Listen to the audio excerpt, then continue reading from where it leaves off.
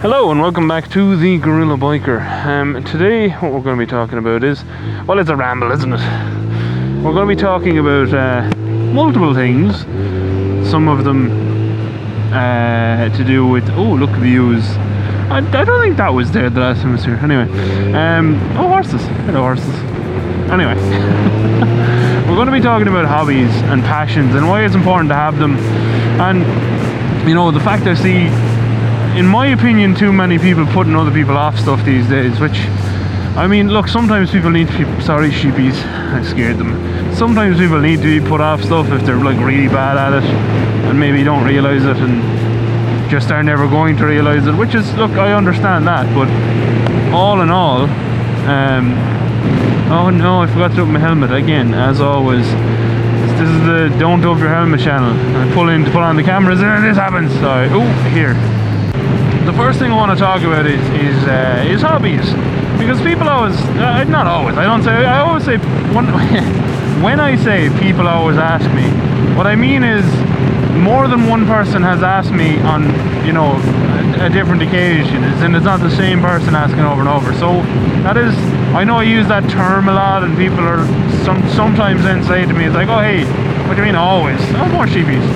Do you mean like people are literally constantly every hour of the day ringing you and asking you this question? No, I just mean I occasionally get asked a repeat question, and when that happens I kind of like, oh, okay, I'll talk about that. But one of the things that does come up a lot is, you know, about how much time, effort and money I put into my bikes. And I understand that, because I often get asked about it, like, oh, you know, you must be rich. No, I'm not. Really, I'm not. I would tell you if I was. It's just that I put most of what I earn into my bikes. You know, I save a certain amount, like, but I don't buy fancy clothes or fancy food, or I don't really go out much. All of my money goes into my passion, and you know, that's something that I have noticed is people I know, and I won't name them, but people I know, they don't really have a passion. Some of them have like hobbies, but it's kind of like a hobby they have because I think other friends have that hobby. I don't think a lot of people keep trying things until they find what I'm going to call a passion. And this probably won't get like deep and meaningful. If you're going to worry about that, don't worry. It's I'm just going to talk a load of poo. So if you're looking for a technical discussion today, this is not the video for you. But you know, it's more so that for me, I'm not, when I invest into bikes, I don't see it as you know, a waste or anything, because in my head, at some point in my future, I am going to transfer everything that I do, everything I have, all the knowledge I've learned. It's gonna go into bikes. I firmly plan on being a serial bikeist for the rest of my life, and I would hope that somehow, some way, I can also earn my living through my passion of bikes, because, oh, look at that, look, that's a lot of cows on the cowsies. You know, it's a true statement when people say, you know, if you do what you love, you're never going to work a day in your life. And I would imagine that's true, because even the times, and what would Grant do, or, you know, formerly what would Grant do, the channel is no more, it's on pause. But Grant, you know, was saying to me that when he was down and we were doing his brakes, you know, he'd go mad cleaning his calipers. But I kind of find that cathartic. I find it relaxing. It's a very rare occasion that I get angry doing a job on a bike, because I just love it. I absolutely love doing it, and I think that's a huge thing for me. If I get to a point, like for instance, when I work on cars, I like cars. I always liked cars. I now realise, you know, since I'm obviously as passionate as I am about bikes, that was never the thing. It was a stepping stone, and you never know, if I got a really cool car like an old Mustang or something, that might change. But I don't think so. I don't think it'd be the same as bikes. You know, like every time this bike needs a service, which is very often, it doesn't bother me, because I know that the oil that's gone into it, the filter that's gone into it, the spark plugs, all that work, to pay for those things and all the work that I put in to change them and keep the bike well, it's been well paid for by the bike, because it's why not why, but it's a part of the reason I get up out of bed in the morning. Okay, it's not a bus you have there, you'll fit. You know, like, for me, okay, that's bigger than a bus. We'll give them space. O'Brien's Butchers. That looks like a nice little shop.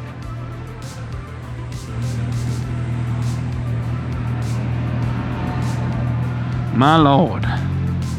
We'll squeeze. It's not the reason I get up out of bed, but it's a chunk of it. Obviously the reason I get up out of bed is a combination of many things. One of the large chunks is because Splat wants food and is probably crying at the door of the bedroom until you get up to give him some food. You know, another reason is there might be a show I want to watch, food I want to eat that day, obviously toaster as well, you know. But I think that's what happens to a lot of people, in my opinion, is, you know, they go through life, and a job is a job, you know what I mean? If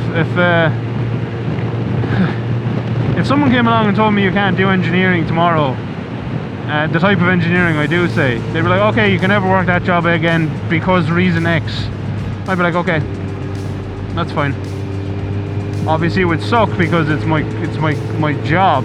But see, the thing is, you know the way some people describe their jobs as their career, and there's nothing wrong with that, by the way, just before people come at me about it. There's nothing wrong with seeing a job as a career and that being your goal and your passion, but at the end of the day, everyone retires. Well, not everyone retires, but most people retire. And at the end of the day, if you retire, you are left with nothing. If your whole life was aimed, they're very slow.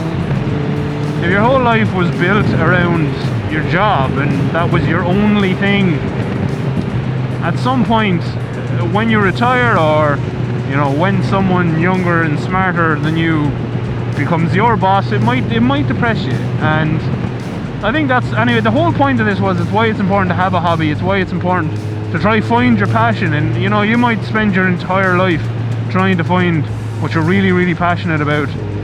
I know for me, obviously I didn't find it very, very early, but like, bikes are what I want to do. I absolutely love bikes, and short of literally killing me until I was dead, you wouldn't stop me being on them, you know what I mean? And I salute people who I see who've suffered life-changing injuries, and they still get back out on a bike with, you know, one leg missing or an arm missing or whatever, paralyzed, and you see it all the time, and that to me is a huge thing, because I mean, life-changing injuries like that, they must be hard to deal with.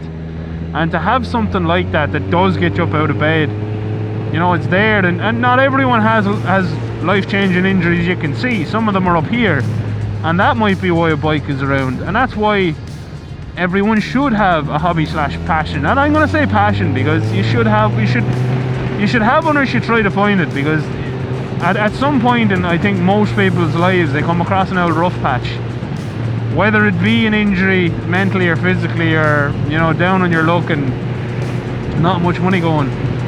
The beautiful thing about bikes for me is, and it's a huge part of why I do YouTube videos, is it's not just you know, you take the bike from a biker, he's still a biker. You can still go talk to people about bikes. You can still express an interest, and you know, you see it a lot. But some people who watch the channel, they might not have a bike currently, they might not have a bike yet, maybe they can't ride bikes anymore, and they still are super interested in everything to do with bikes and seeing places on bikes and just bikes in general. And that's cool, because you know, maybe there will be a day that I will have to get off a bike because I'm old or something, and I know that whether YouTube is still called YouTube, maybe it'll be something else like Space Hole. That sounds dirtier than it was intended. There'll still be something there basically for me to go and interact with, for me to go and be a part of, and that's important. And that's also, you know, I get asked a lot as well about why I bother doing YouTube.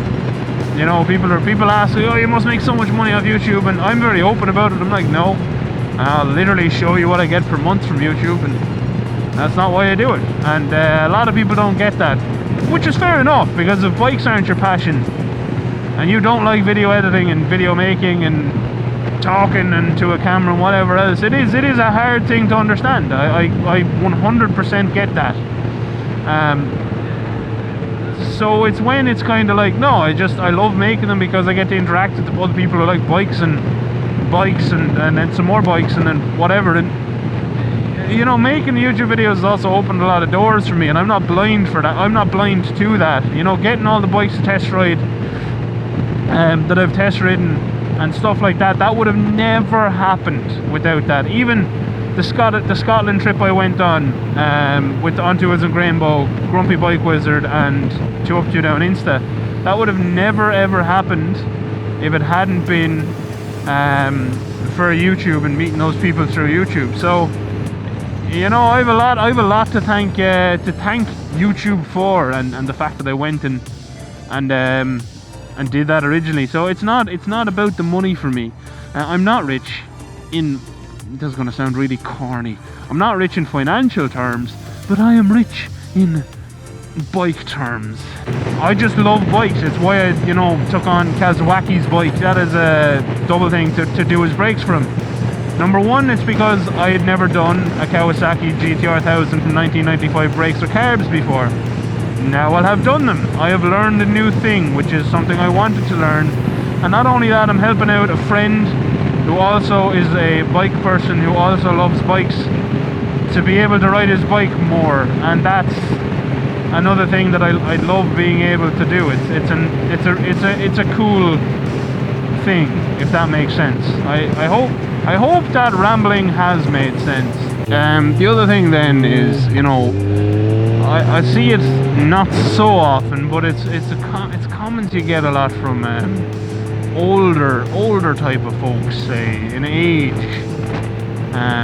not always mentally older, but you know, you hear about, like, they'll be talking about a young lad or a young girl who wants to learn to be mechanics or whatever else, and they'll just be put off, and it's always because, oh sure, you know, they don't know this and I know this, and sure, I never had to learn it, sure, Jesus, didn't your man come down from the sky and give it to me?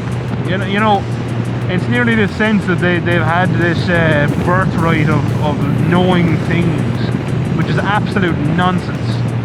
Everyone has to start somewhere, and it drives me mad when I hear people put off people from doing their own oil and oil filter change and stuff like that.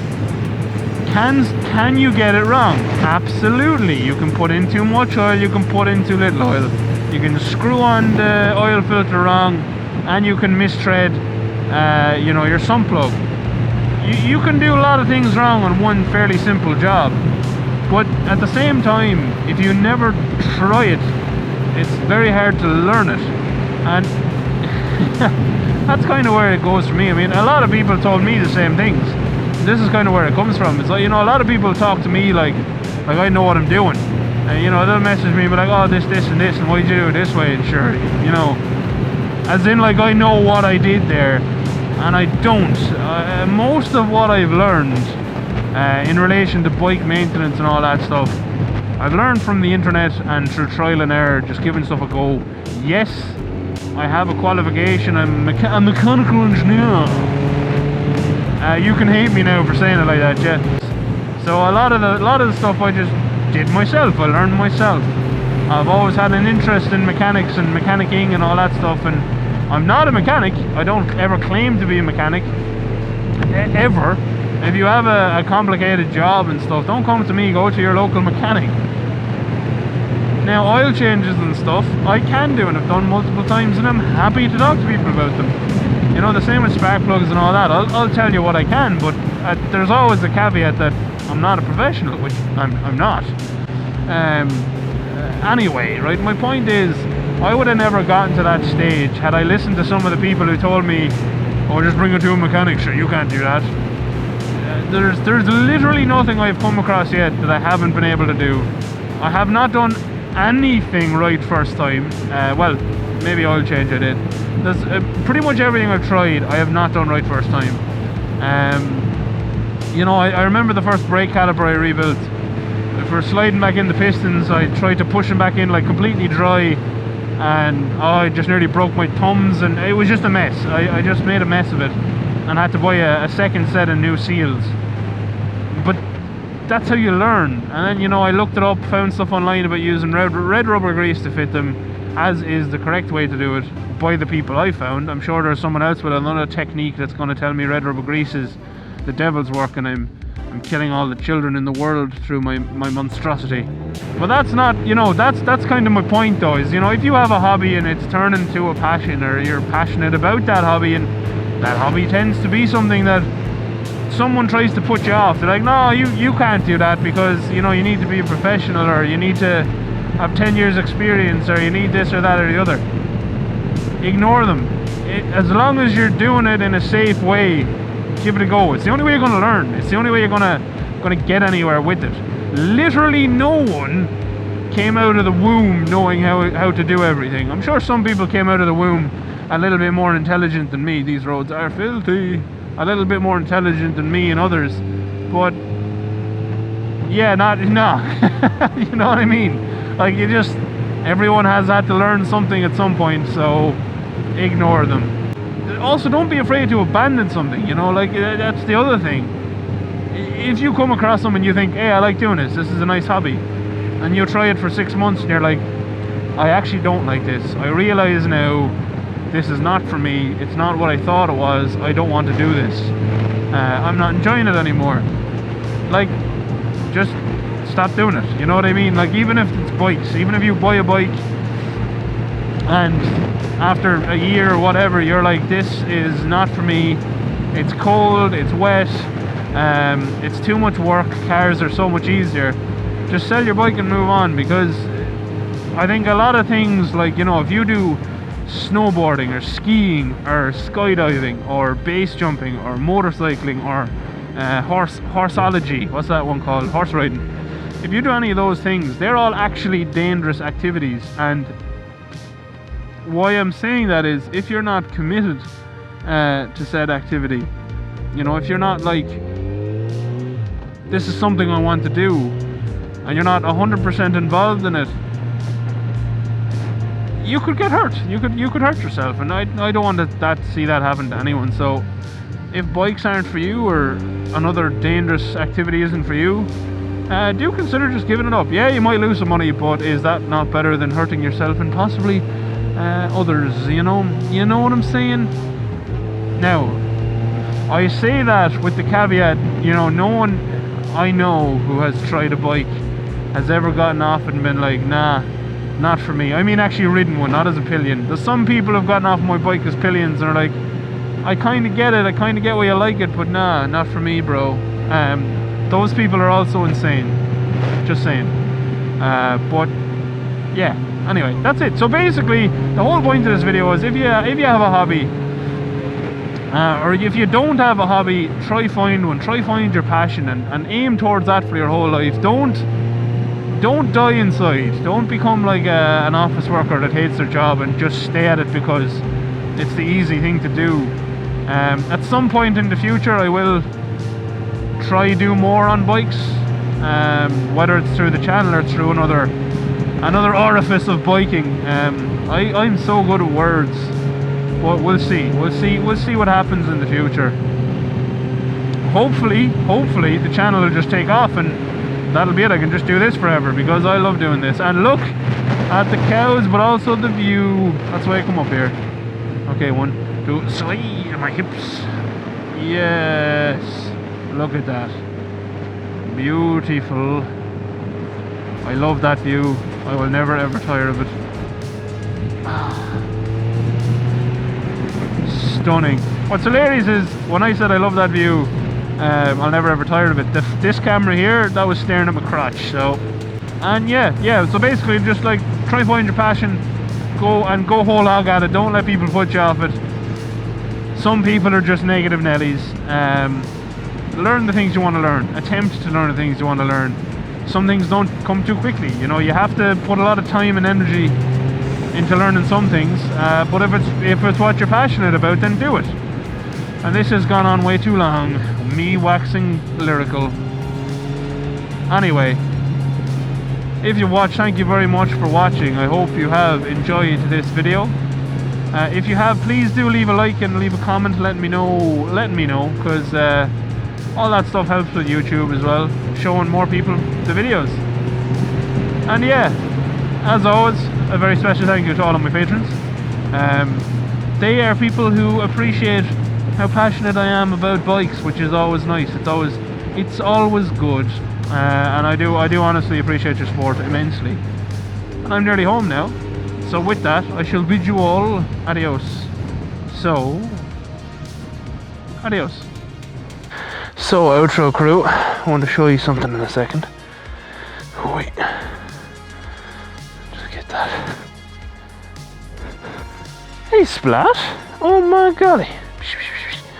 Splat! Come here, Splat, you. Hello!